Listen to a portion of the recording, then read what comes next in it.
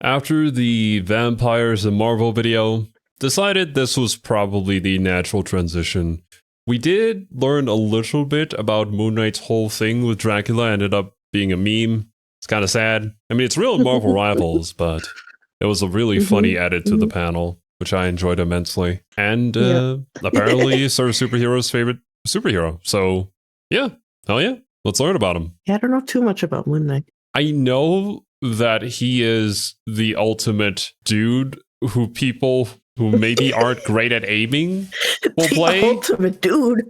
He is the ultimate dude who will press E and then throw a bunch of onks at you, and you're gonna die, whether you like it or not. I do remember when we played during the whole season where his ultimate was bugged, so it did like 1,000,000 damage in a second. Or something like that, because all the towns would each individually hit. I remember that. So Moon Knight was just a bane on everybody's existence. What a guy. But I'm sure comic book Moon Knight wouldn't do that to us. So let's learn about him today. But of course, surely not. If you guys haven't, for whatever reason, already want to go and support Sir Superhero, please go and do so before watching this reaction. Link at the very top of the description.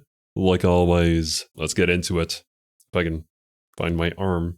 I'm kind of tucked underneath this blanket now because it's cold here. Well, I mean, it's probably not cold for you if you came over here. It would be like a nice summer evening. For me, I'm freezing to death. Moon Knight, my favorite superhero of all time. This guy goes by many names. Mark Spector, Jake Lockley, Stephen Grant, Moon Knight, Fist of Khonshu, and others. But like, what does he actually do? Thanks to things like the MCU and Marvel Rivals, most of us, even those who aren't dedicated comics fans, have at least heard of Moon Knight, which, believe me, was not the case several years ago, so I'm very happy with his rise in popularity. I'm going to be very surprised if he doesn't throw an onk, and he doesn't throw, like, his little boomerang things. Like, that's not what he actually does. I think I'm pretty sure he does. But across all these interpretations, Moon Knight's character and his abilities can seem kind of inconsistent, especially since confusion is very inherent to the character, what with the moon god living in his head and all that. So what exactly are Moon Knight's powers, and what makes this character so feared within the Marvel Universe? Those are the questions we are here to answer today, and hopefully... Wasn't there this whole thing about Taskmaster not wanting to ever look at Moon Knight or meet Moon Knight? Because that's their thing, they copy abilities or combat stuff, and Moon Knight's combat is just... Taskmaster does, yeah.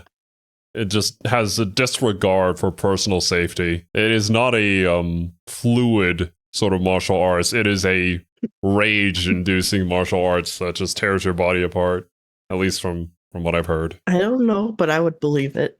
Yeah. Along the way, some of you will become bigger Moon Knight fans and join me in just loving this character so much. So without further ado, let's get into the first topic we need to discuss when it comes to this, Khonshu himself and Mark's relationship with him, or possibly lack of relationship, because whether Mark is actually empowered by the moon god or not has been a point of debate over the character's history. Really? After all, Moon Knight does have multiple mental illnesses, primarily dissociative identity disorder and schizophrenia, so a recurring question in the character's history was whether he was actually talking to a moon god or whether he was just a crazy guy who had the skills and insane luck to make that sound not entirely unreasonable. This didn't have a solid answer for quite some time, and which was more implied really just depends on the preference of whoever was writing the comic at the time. But that's kind of intriguing, because I feel like in more recent media, or at least from when I watched Marvel Zombies, like Khonshu actually showed up and talked to one of the Asgardians, I forget her name. So she was addressing him, so that means that Khonshu probably existed and wasn't just a figment of his imagination, even though literally nobody else could see him and thought he was crazy. In the TV show, Khonshu was definitely real. I know the TV show deviates some from the comics from what I have heard, but I enjoyed it greatly, so, yeah. Well, regardless, I do think it could be an interesting exploration of the character if this entire time, you know, he was just imagining this god that he felt like empowered him, but it was truly just him empowering himself in a way, or motivating him, or finding a way to motivate himself. But I don't think that's going to be the case here. In recent Moon Knight comics, there has been a definitive answer, which is both of those things are true. The Moon Knight series written by Jed MacKay has 100% officially established that Mark Spector is a very mentally ill man who is also actually empowered by an eldritch entity, and the combination of those things is why that question has been up in the air. The presence of Khonshu did not give Mark mental illness. He had that before all the Moon Knight stuff. But interacting with a deity, especially a notoriously confusing and trippy one, has amplified. So both crazy Basically, and empowered by God. Of the fact that he is crazy. Would Moon Knight canonically be the one to say that he has the power of God and anime on his side? Maybe Steven? I don't know. Steven? Oh yeah, that's like one of his personalities, I'd assume. Yeah. Yeah, I don't know. We're gonna have to learn about all the different ones. By that mental illness, leading to it manifesting in abnormal ways, to say the least. This provides a canon explanation for why the symptoms of Moon Knight's mental illness seem to change so much depending on which era of the character you're reading. They actually do change that much because he has a moon god constantly poking around in his brain, which just shifts things at random. Though as confusing as this often is, it also leads to the first of Moon Knight's established superpowers that we're going to be covering in this video, psychic resistance, or psychic desensitization, more like. To put it bluntly, Moon Knight is very used to mental interference because he experiences it damn near constantly. This makes him difficult to mind control or otherwise attack psychically, as 1, he knows how to respond to it properly, and 2, his mind has been so warped by outside magic that it is very difficult for psychics to navigate. His psychic resistance appears to be so strong that he is immune to hive mind assimilation. Something I've always thought would be an interesting thing to explore is a psychic attempting to mind control somebody with schizophrenia. It's like, how would you navigate the halls of their mind when everything inside is broken? I kind of want to see a visual representation of that in media, if there is any. I feel like, again, I think the Moon Knight TV show does a pretty fantastic job of displaying just kind of his mental state, which is really cool. But I think people with mental disorders like schizophrenia and even dissociative identity to an extent is so interesting. I feel like so often media fictionalizes it, for lack of a better word. But when you actually dive into like the real effects of it can be so fascinating because it is a really impactful thing on the lives of people who have it. Yeah, and it's so much more than just like, I don't know, serial killer with schizophrenia who just is crazy, right? I mean, that's what you usually see, yeah. And I feel like that, I don't know, does disservice not just to people who actually have schizophrenia, because, like, goddamn, but also, I guess, a cop-out as a writer, because you can do so much more with it, I guess. I don't know. I don't know if I'm coming across correctly. I think I get the gist of what you're saying. Like, oftentimes it's used more as a narrative tool rather than actually fully explored. So it's sort of glossed over instead of, really being featured in what it can do and how it affects people. In fact, one time, Moon Knight defeated a fungal zombie infection by allowing himself to be infected so that he could enter the fungus's mindscape and defeat it from within, which the hive mind could not stop because it could not absorb him into its collective consciousness. Of course, this is less of an intentional power bestowed by Khonshu and more of a positive side effect of Mark's very specific situation, but Khonshu does provide his fists with magical ability, and I do mean fists plural there, because Moon Knight is not the only Moon Knight. The name Moon Knight is just a title given to the agents of Khonshu operating in the mortal plane, and the Moon God has had many agents over the centuries, with Mark Spector just being one of the latest, and seemingly Khonshu's favorite, which we will be coming back to later. Now, very important note when talking about the fact that Khonshu has multiple agents, there is nothing limiting him to having just one at a time. After all, the Moon Knight is often referred to as the Fist of Khonshu, and Khonshu has 2 fists. To that end, there are actually 2 of them operating in current canon. Mark Spector is one of them, but the other is Dr. Yehia Badr, otherwise known as Hunter's Moon. Hunter's Moon and Moon Knight are ultimately allies, though they differ strongly in the ways that they worship Khonshu, with Hunter's Moon being far more traditional and devout. So why do I sidebar into this other character in a video on Moon Knight's powers specifically? Well, Hunter's Moon gives us some insight on a power that Mark Spector really should have, but apparently doesn't. As a brief refresher on Mark Spector's origins, he was a mercenary operating in Egypt when he ended up betraying his group because they were being too brutal for his liking. He was then killed and died in a temple dedicated to Khonshu, so the moon god took notice of him and rose him back to life as the Moon Knight. Great, good news. I love the idea of Khonshu just being like, what the hell are you doing on my doorstep bleeding out? Here, I'll give you this power. Make yourself useful, right? Superhero around, except apparently there was a step in this process that was missed somehow, as Hunter's Moon informs Mark of something he calls the chorus, which is the memories of all of the other fists that came before. Oh, so it's like an Avatar thing, where all the Avatar pass on their teachings to the next Avatar and whatnot. Yeah. So yeah, you fight like an animal. You should move with the skill and prowess that every fist ever served Khonshu. Yeah, there you go. That's why Taskmaster is like, hey, I don't want to copy that shit. Bro is just going off of feeling and instinct. Which should have been implanted into the new fist's mind. Hunter's Moon received this, giving him lots of magical knowledge as well as instant mastery of centuries worth of fighting techniques. But Mark, the chorus just never made it into his head. The reason never being fully explained, but implied that it's just his own mental illness somehow blocking it. So theoretically, Mark Spector should be one of the worst fighters when it comes to the different Moon Knights. And yeah, Hunter's Moon does win when they first do battle. But then 5 minutes later, Mark returns and beats the shit out of Hunter's Moon with a baseball bat, which really exemplifies how exactly Mark fights. Enter the second official power that Moon Knight has. So essentially, Mark Spector is Unga Bunga personified.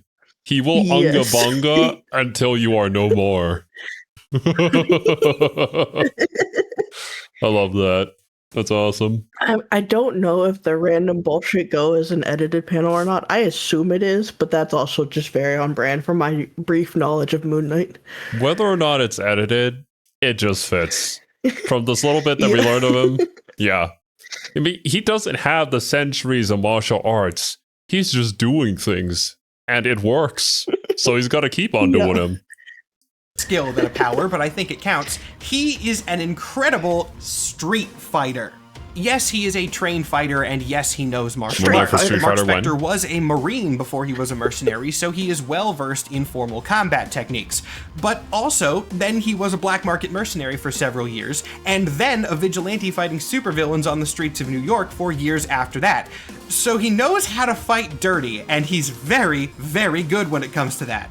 When Moon Knight gets into hand-to-hand combat, he's going to do whatever he needs to take his opponent down as efficiently as possible, with little to no regard for his own safety, because he doesn't really need that, as we will go over later. It has been stated. Well, Moon Knight has literally died and come back to life because Khonshu just empowers him, right? Yeah. Pretty sure. We talked about that in the vampire video. I mean, that's the entire reason he's alive today, is because Khonshu took him as Moon Knight. Yeah, true. But one thing to clarify, though, is that, yeah, he is actually a skilled fighter in and of his own right. It's more so the argument between, like, the other Moon Knight obtained all this knowledge from, like, centuries of martial arts through being empowered by Khonshu. Whereas this dude over here knows this from personal experience. So which one is more valuable in a fight, you know? It's like someone fighting in a dojo their whole life versus someone who's actually been out there fighting for their lives. Exactly. Completely different experience. The one in the dojo will have much better technique and much more refined movement, but the one who's been out there knows how to get it done. On many occasions that Moon Knight is a difficult opponent for even the most skilled martial artists because he simply doesn't fight in a way that anyone would expect him to. He's unpredictable and also doesn't block. If there's an advantage to be gained from it, Moon Knight favors just taking a blow as opposed to dodging or blocking it, which... I like this approach. We just button mash in fighting games, man. only attack. No need for defense. Yeah. This sounds great. Yeah. Makes him nearly impossible to control in a battle, as he just kind of does whatever he wants, and chances are he's more pain resistant than his opponent, so they're going to end up going down first. Hilariously, we know this information through Taskmaster. Okay. Oh yeah, see the Taskmaster mentioned. I'll be the first to admit that this whole not blocking thing is often taken too literally by fans, which is why I said he doesn't block if there's an advantage to be gained. He doesn't take every hit all the time. That said, as you'll see in a second, it has been actively confirmed by Taskmaster, who's a weirdly reliable source in this area. So it is absolutely a canon thing about Mark's fighting. Well, normally you wouldn't trust Taskmaster in whatever they say from what we know of Taskmaster, but in this regard, yeah, when it comes to a fighting style that they fear, yeah, 100% I believe that. I imagine his fighting style to be more akin to something like Guts from Berserk. Because, well, Guts is living in a very harsh world, working as a mercenary ever since he was a child in order to just live. And because everybody is just much stronger than he is, he has to fight dirty. He has to potentially take glancing blows if that means he can somehow get a killing move in. But obviously he's going to block when he needs to if it's like going to be a fatal blow. So I would imagine Mark Spector over here probably has something similar going on. I see it kind of like when a pacifist says they don't fight, and then everyone's like, well, if someone attacked you, would you not fight back? I'd say, no, you would fight back to save yourself. But it's just the general principle of it. Moon Knight won't block if he has a reason not to block. It doesn't mean he can't block or that he would never block, but like, why block most of the time? Why block if it's only going to hurt momentarily? If that means that I can hit you even harder in the face, then I think it's a worthy trade, yeah. I get that. Master, who has said he hates fighting Moon Knight as apparently he is too dangerous to copy. His fighting style is just so insane that it doesn't work for anyone aside from him. Adding to the unpredictability of his combat style, Moon Knight is proficient with pretty much every weapon: fists, melee weapons, thrown weapons, guns, crashing planes into people, which he's actually done multiple times. But none of this so far has really been a superpower in the strictest sense of the word. His fighting style is just a unique thing that he does, and the psychic resistance is a side effect. Moon Knight does have traditional superpowers though, sometimes, depending on the day, or rather depending on the night, I guess. Moon Knight's most classic superpower is super strength, but in a very specific way that is connected to the phases of the moon. More specifically, when the moon is full, he is stronger, and when the moon is less visible, he is weaker, though still stronger than average. So what if there's a new moon? Do we just not have the Moon Knight powers? Or we're just normal Mark Spector? I don't know. I would assume it would be the same as like during the day, I guess. He's still probably stronger than average, but not like super strong. I don't know. Maybe. As it does mean his strength actively fluctuates depending on what time of the month it is, but it's also not acknowledged that often in modern comics for a couple of reasons. One, just logistically, I imagine this is very difficult to do. I mean, Marvel's publishing so many things at once, and they all have to operate in a relatively similar timescale. Keep track of what cycle of the moon it would you're be in canonically insane to do that. So there's this character in League of Legends named Aphelios, who was like one of the most complex characters to be released in the game. I'm pretty sure I dropped it before it got released. But essentially his whole kit revolves around rotating different weapons and using all the different ammo and stuff in order to achieve different goals. However, the original designer of the character wanted to create a character that changed depending on the phases of the moon currently, which would involve them, depending on the time of month, they would swap to a different weapon or have a different play style and stuff like that. I'm glad. That would be cool. Yeah. But yeah. It's a cool idea, but man, imagine actually trying to main such a character. Like, oh, my character is only good into this matchup during these days of the month. Bruh. That would be a nightmare to balance, yeah. Yeah, insane. Would be kind of tough only the for witches one writer play. to keep They're track the of only the ones moon. who can keep track of the moon that accurately. I see. operate in a relatively similar timescale, it would be kind of tough for one writer to keep track of the moon phases when it comes to Mark's own abilities. But that's not the lore reason, of course. The lore reason is that this power comes directly from Khonshu, and Mark and Khonshu aren't always on good terms. Pick any Moon Knight comic at random, and the odds of Mark actually being cool with Khonshu, I'd imagine, are shockingly close to 50-50. Sometimes Mark works with Khonshu willingly, other times he abandons Khonshu entirely, and other times Khonshu forces his way back in and just makes Mark do what he wants. And the magical parts of the Moon Knight kit, the moon empowerment specifically, do seem to depend on Khonshu's direct presence.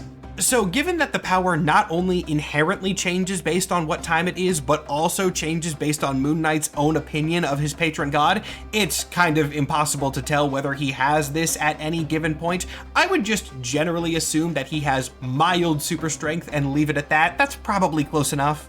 With that, we're actually finished when it comes to Moon Knight's inherent powers and abilities, which seems relatively quick. Don't worry, the video's not finished. If it was just this, it would not. I'm assuming the rest may be like external stuff, like the tools that he uses, potentially. Because I've heard a lot of comparisons between Batman and Moon Knight, but Batman doesn't actually inherently have any superpowers. His one superpower is being rich, basically. So it's all external. Have been enough for me to make a video on. I guess being if you're a fan of Moon Knight through the also MCU specifically, it might seem like I've missed a few things, but that's intentional because he doesn't have those extra abilities in the comics. Moon Knight does not have a healing factor, maybe a very minor one, but nothing near like we see in the live action, and he also does not have the ability to magically summon his suit in any way. The suit is just a thing that he made. Cool. For like a transformation sequence for the big screen, I could see that. But practically speaking, in the comics, I would assume, he just kind of changes his outfit based on what personality is currently driving the Mark Spector body. The thing that it does, in the TV show that I don't think is accurate to the comics is it defines which personality is in control by how the suit looks, which lets the magical side of it kind of help with that a lot. So it can kind of shift mid-fight, which is really cool visually, just to kind of see instantly what's happening, even behind the chaotic mind that is Moon Knight.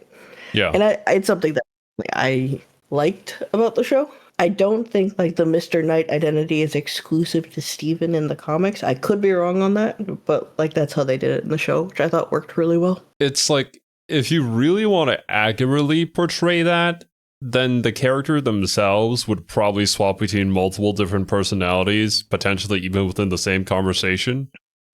And I don't think that would be very practical for a viewing experience. I believe the actor's name is Oscar Isaac. Oscar Isaac. I'm pretty sure, because he's also the guy who voices Miguel. But his acting in that show is phenomenal. There's shots where you could, like you said, you just see him swap in an instant between personalities, and it's really cool. Yeah, the way he can portray all that really well. That's fun. Like, as an actor, I can imagine playing a character like that to certainly be incredibly challenging, but also you get to flex your acting skills, your acting muscles in a way. And being able to pull off a role like that would be really good for your portfolio. But in general, I've always felt like his voice acting and his acting on screen has always been great. But I do understand why the show made that change, because it's just much easier for an audience, especially a casual audience who maybe doesn't know about Moon Knight, to have something to visually confirm what's happening to him currently. Mentioned that the Mr. Knight suit is not connected to his DID in the comics. It is just an alternate suit that he wears. Though the reason for this is arguably way better than it being a mental thing. Moon Knight is a dangerous and unstable vigilante. Therefore, the New York Police Department is prohibited from working with him. But sometimes there are situations that Moon Knight is far better suited to dealing with than regular cops, and therefore if he shows up, they want to let him through. The Mr. Knight suit was created as a loophole for that, which we see very plainly in the first comic that it appears in, where Mr. Knight just kind of walks past a police blockade into an active crime scene, and a rookie cop asks why on earth they're letting that happen. Okay, 1 second. Technically, the first appearance of the suit is in a Secret Avengers comic a few years prior to the story I'm about to tell, but in that book it was literally just an alternate suit with no lore. And the background came later in this Moon Knight book. However, both these comics were written by the same guy, so I'm counting them as one connected fling. That makes sense, yeah. At which point an older cop responds that Moon Knight is a dangerous vigilante that they could never work with. But that guy, that's not Moon Knight. That's Mr. Knight, and he's just a concerned citizen. Oh my god. Legal loopholes for the win, man. Plus, the cops wouldn't really be able to stop him if he truly wanted in anyway, so this is just a far more convenient situation for everybody. Mr. Knight, concerned citizen, everything is fine now. So then, if Khonshu is not magically providing Mark with these suits, how does he get them, let alone multiple for different situations? Well, he has money. Historically, Moon Knight has been rich. This is less an element of his character now, but in older stuff, he was extremely wealthy, and all of his gadgets were just things that he purchased with said wealth. His suit, his weapons, his other people, because I didn't know the character too much, right? Because I always was confused why people compared Moon Knight to Batman, because from what I'd seen of him, he just wasn't very similar at all. Mm-hmm. It seems like he was very much Batman-like when he first debuted, and the longer he's ran, kind of the more of his own identity he's developed. I mean, I don't know who came first. Batman was kind of like one of the OG ones from DC. Yeah. So I'm not. Yeah, maybe there was like a lot of inspiration taken from that, but over time he has developed into his own thing. Marvel with and more DC writers. have gone back and forth with that a lot of like character inspirations, but yeah, I think like the mental everything that he has going on, along with just kind of the whole like Khonshu and Moon connections, really, as time went on, did a lot to separate him. And I think things like him being wealthy kind of took a back burner because it doesn't matter as much, I guess, and it helps separate them more. I would imagine it's not really a focus of any Moon Knight story, like how wealthy he is. As it is in anything like a Batman story, where, he can afford all these things because he's super wealthy, and he also still has to live that second life as Bruce Wayne and try to convince people that he's not Batman and stuff like that, yeah. Various cool vehicles, these were just things that he got through money and mercenary connections, which is probably one of the reasons he had the reputation of Marvel's Batman for a while, though like I just said, this is far less an element of his current character. In the 80s, 90s, and even early 2000s, Moon Knight was a very Batman-like vigilante with a little bit of magical stuff thrown in. But from 2014 on, which is my favorite era of the character, he leaned way more into the trippy magical stuff, which made him more distinct. His arsenal expanded into that area as well, as Mark acquired ancient artifacts and various magical, or more accurately, anti-magical measures to expand his toolkit. This is actually one of the reasons why Moon Knight is my favorite superhero of all time. He is both a street-level character and a magical character, and the way those two intersect is fascinating. Let's take a very magical character like Dr. You don't see a whole lot of street-level magical characters in Marvel. They're usually always, should I say, magic in Marvel is very inconsistent, but it tends to blow up into much bigger conflicts very quickly. I imagine once you have the term magic equipped to your character, your status has risen immensely, considering that magic has a lot of potential to it. Potentially limitless, too. Partially, too, because Marvel has no defining rules for magic at all. Magic is almost an anything goes kind of category within Marvel. So, like, even more unexperienced characters like Wiccan, their powers still just kind of are infinitely possible, I guess. I mean, they come from Scarlet Witch, right? And Scarlet Witch is kind of the biggest example of that, as well as the Darkhold, So...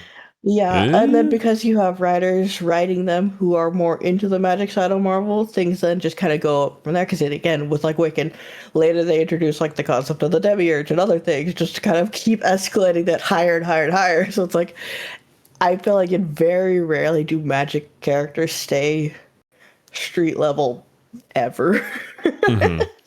They always, it doesn't matter which one you look at, just escalate very quickly. Strange for comparison. If Doctor Strange has to deal with ghosts, he's gonna have a spell for that, right? He might read that out of a book or something, find the exorcism that he needs, then perform the exorcism, and bam, the ghosts are done. Maybe there are some complications, but the storyline is roughly going to take that form. With Moon Knight, that's not the case. He is magical and he has to deal with magical things, but he's not spellcasting like Doctor Strange is. If Moon Knight needs to deal with ghosts, better figure out a way to punch ghosts.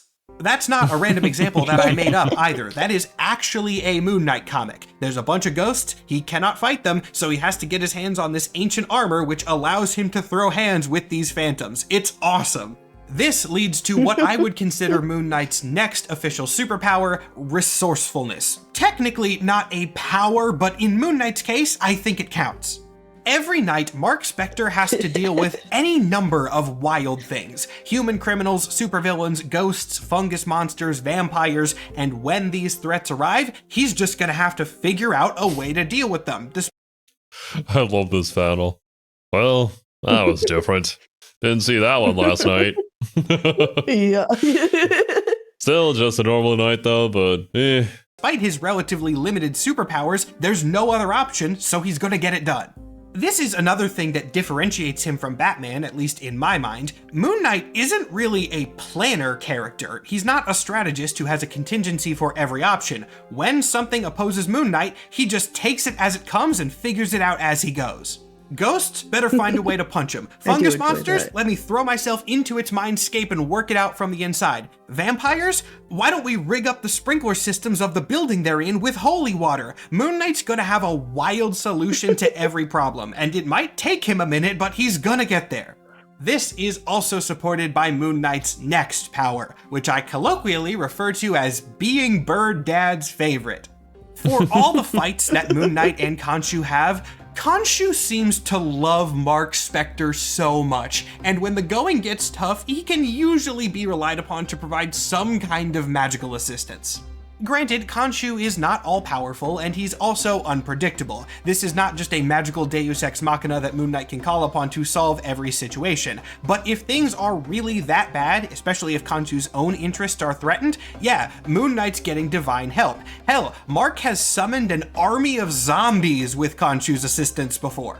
This is the point in the video where I have to divert into a topic that I really don't want to cover, but do have to when it comes to this specific video: Age of Khonshu. Some of you have read this comic, and more of you have at least seen it. Panels of Moon Knight doing wild things like moving Mjolnir and also controlling moons.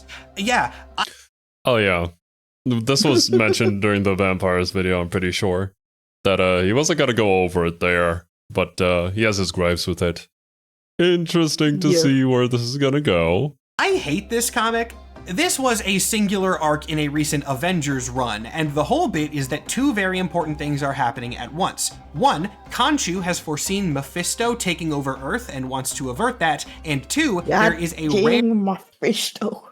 He's got his fists in every single cookie jar. Every single one of them. I feel like Mephisto showing up doesn't mean it will be a terrible run, but every terrible run has Mephisto. Well, yeah, he takes 100% of all the shots he can take. Obviously, some of them are gonna miss, but it is certainly a strategy. It's like me trying to throw out theories for any game or, I guess, series that we get into.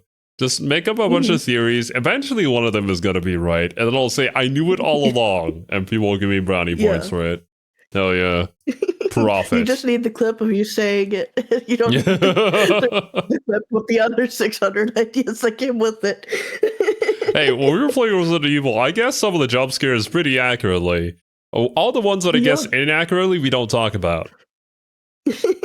Cosmological super moon, basically, which means that the moon is closer to Earth than it has ever been before, which is empowering Moon Knight a lot. With this enhanced moon power, Mark can control moons, like literally just pull them out of space and move them wherever he wants, and also control anything made out of moon, which apparently includes Mjolnir, as the Uru that it is made out of is apparently moon rock. He also gets these enchanted ankhs from Khonshu, which can steal other people's magical powers, so he uses them to snatch the Iron Fist. What? Ghost Rider? What the hell? Stuff and a Spirit of Vengeance I from can see Ghost why Rider. people would like this comic. Okay, 1 second. I'm gonna throw a wild prediction out there. Did we learn about this? I don't know, but is this Jason Aaron? Is Jason Aaron back at it again? I wouldn't be surprised. I wouldn't be surprised, but yeah, I don't want to assume. Doctor Strange's Sorcerer Supreme abilities just generally becoming obscenely overpowered for this event only. This all sounds cool enough, right? But the reason that I hate this arc is it completely misunderstands and disregards Moon Knight's character because it makes him a fascist, and I'm not exaggerating about that at all. Khonshu's plan to save the world from Mephisto is to take over the world himself, which he does over a page break. Like, we don't get to see this happening. It's just the world is not conquered. Turn the page, does a time skip, and Khonshu rules the world now. And Moon Knight is his chief enforcer. He is a villain in this arc. He turns on...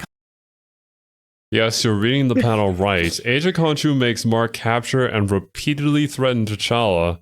It's real bad. Mark is never like this in any other comic. Jason Aaron just didn't give a shit, I guess. There you go.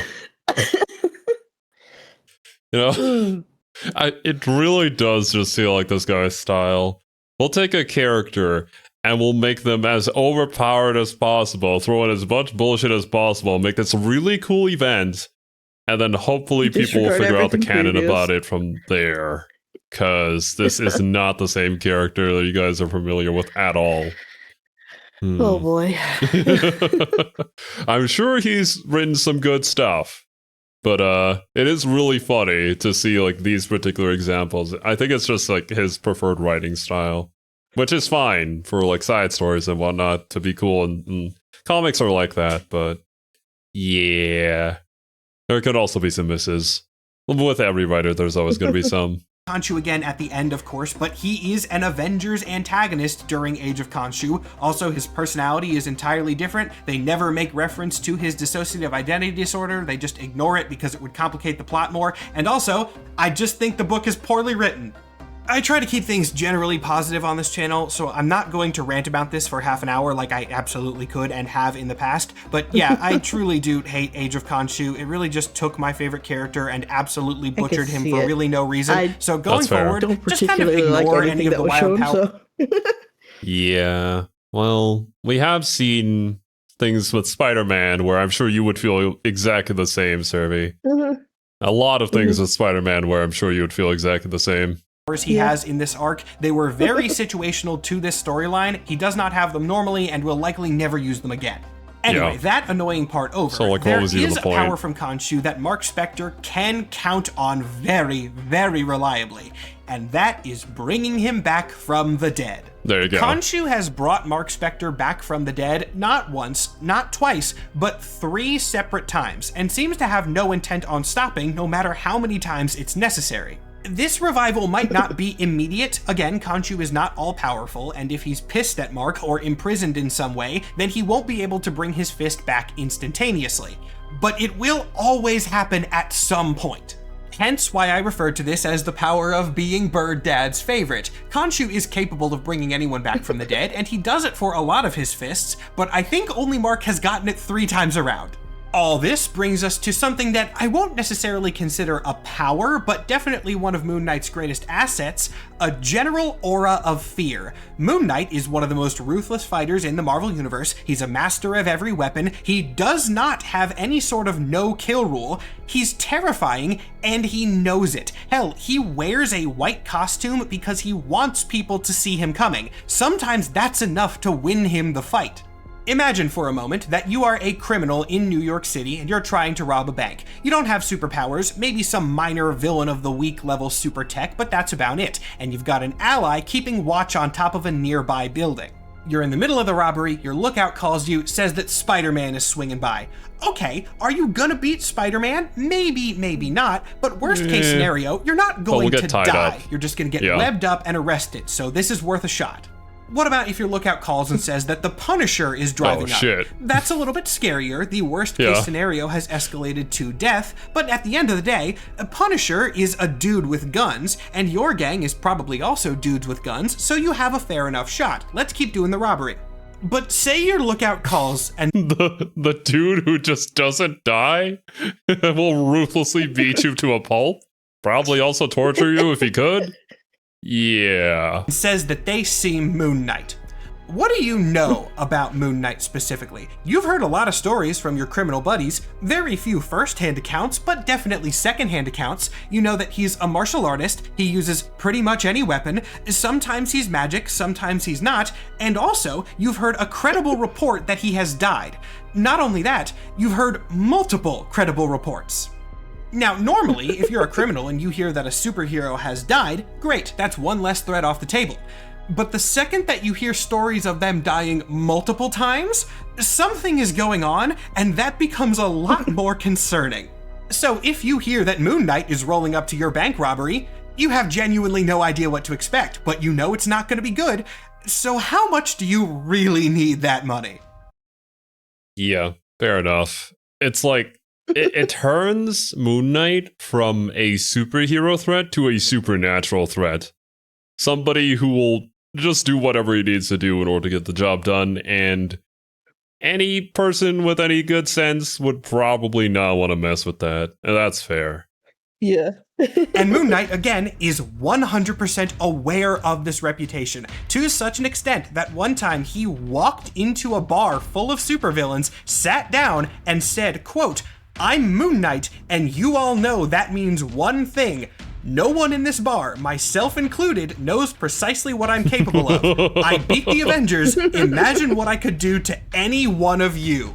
And that terrifying little declaration right there segues perfectly into what I would consider Moon Knight's best ability. This man is absolutely relentless. Once you get on the Moon Knight's hit list, there is one way off of it, and nothing in this world or the next will prevent him from tracking you down and finishing the job.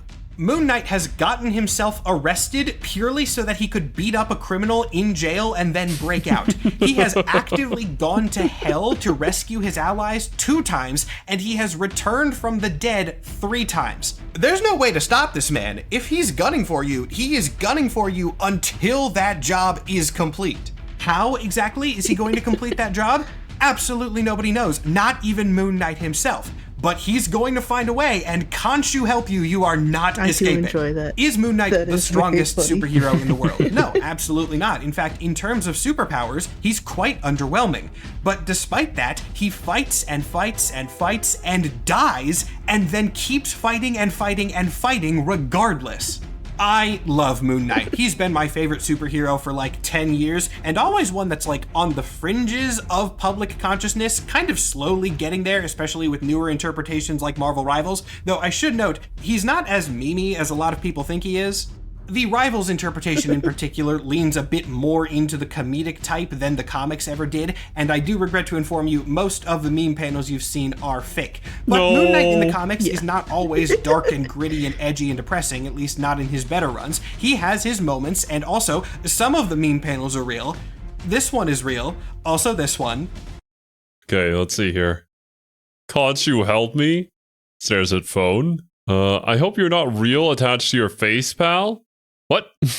Under Blue Moon I saw you, so soon you'll take me as his alarm. Ugh. God. Damn it. Those things cost real money, and it's not like I have a job. Oh, I guess you can't really count being a vigilante as much of a job. It's fair. No. Hopefully this video has intrigued at least some of you to go and read Moon Knight comics so that you can learn more about the original version of this character. And to that end, I'm going to do something I don't typically do and just openly give you my jumping on point reading list for him. If you want to read my favorite era of Moon Knight, which is the more modern stuff, I would start at the 2014 run by Warren Ellis. It's a good intro to the character, and then go forward from there. And if you don't want to read like 10 years worth of comics, you can also start at the 2021 Moon Knight run by Jed MacKay. That one also is written as an entry point for new readers. And if you're curious about the version of the character who has the alternate personalities of Captain America and Wolverine and Spider-Man living in his head instead of his normal alters, yeah, that's the Bendis run, and I didn't talk about it in this Powers video because it never really matters again outside of that run, and even in that one, it was just a way for him to learn different fighting techniques and not actually a magical superpower in any case. So now to end this video with a final note, I do think we need to acknowledge one thing as a sort of wrap-up. What exactly are Moon Knight's powers? Let's boil the entire 22-minute video down into one singular sentence, which is surprisingly easy. Moon Knight's power is kind of just being the Moon Knight. That is a title that has changed a lot and meant a ton of different things over the decades that this character has been around. But whatever the circumstances of that role are, Mark is going to work with it, and he's always going to get his target. He is going to be the protector of night travelers no matter what comes his way. So I guess what I'm trying to say is that when it comes to Mark Spector, at the end of the day, it's always night. Thank you all so much for watching this video. I hope it was an entertaining one. I'll be honest, this was a very quick and easy one for me to record because I love Moon Knight so much that I didn't really even have to research anything. All of this was just completely off the dome, and therefore it did not take me very long. But that's in contrast to the 2-hour video that I put out on Marvel 2099 as my last project. We're gonna have to check that go out check that one out if you want something longer. Yeah. Big extra thank you to my Patreon supporters. For those who don't know, I do have a Patreon. Look over there and you can find early ad-free access to all of my videos and also an exclusive video every month. Making videos for you guys is my full-time job, so Patreon does really help me continue to do that. So again, thank you to all those people supporting, and thank you to anyone who goes and checks it out now. Finally, shout out to my artist, Ruben Perez, who drew the avatar that you've been watching talk at you for the last 24 minutes or so. There should be new poses for this guy coming soon. They were either in this video, in which case you've seen them already, or they'll be coming in the next video. I'm not entirely sure when I'm going to be getting them in relative to when this video is going out, so I'm just gonna record both options in this outro, and that'll be fine. And with that, I don't really have a final line for you. I already ended the main content of the video with the whole end of the day it's night thing, and there's not a better ending than that. So, see you next time. Okay, fair enough. Perfect. Moon. We did not at all get any mentions of onks, boomerang throwing. True. The moon haunts you. I think we could just assume that the onks and the boomerangs are just part of his tools. I'd assume so. They're there somewhere. I mean, his melee, the batons are pretty obvious. Yeah, he uses them in a lot of his poses too. So I expected those at least. But yeah, I mean, it makes sense that his superpowers mostly boil down to him being the Moon Knight and being Khonshu's favorite son. So he can kind of get away with a lot of things because of that, and also being crazy. In a way, ends up being a superpower. Considering that he can't even get assimilated into a hive mind, or it's just his unpredictable nature as a vigilante, which would make any villain who is at least still sane fear for their lives. Because even he doesn't know what he's gonna do. That's why he can just walk up into a villain bar, just sit down and then tell everybody, don't fuck around and find out, because I don't know what's gonna happen to you. Fair. Yeah. That's actually a baller move. That was cold as heck. I love this man for that one specific comic, I suppose. That was awesome. Yeah. I feel like I can see now why Moon Knight fans didn't like the TV show as much. It definitely does kind of give him some, like, I guess, quote-unquote superpowers that he doesn't have in the comics. But I also think from what I've seen here, Khonshu just deciding to kind of randomly give him ability for just like a moment isn't all that out of the question either. So I think I'm happy to kind of view Moon Knight's TV show kind of like I do with the rest of the MCU as just a fun alternate take of the character. And I still really enjoyed the TV show, I think so. I think at the very least, the TV show is an onboarding process for people to get into the comics to learn about the actual character. It definitely increased my interest in the character pretty significantly. Because I went from a character that I kind of had no interest in whatsoever to like being passively aware and interested in checking him out more. So I did not know about Moon Knight until the TV show and Marvel Rivals. So I suppose, those two things did achieve their goal of promoting the character or letting people know of the character. And yeah, he's really cool. But yeah, that's going to do it for this video, my dudes. Thank you guys so much for joining us. Hope you all enjoyed your time here. Hope you have a wonderful rest of your day, and Serby and I will catch you guys in the next one. Later, dudes. Bye-bye.